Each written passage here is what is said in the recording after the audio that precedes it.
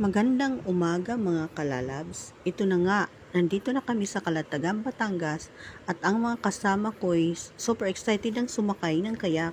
Kami naman ay naghanda ng aming makakain at tingnan nyo naman mga kalalabs ang linaw ng tubig dito sa Calatagan. Abay, ako na may magtatampisaw at ang tita kong maganda ay lumusong na sa dagat para manguha ng starfish.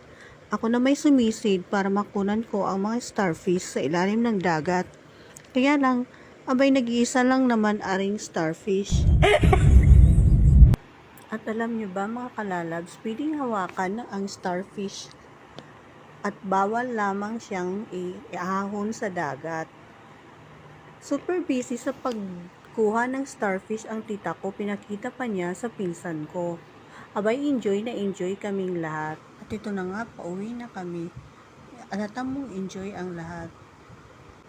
Salamat sa nag-sponsor na kauligo ulit ng dagat.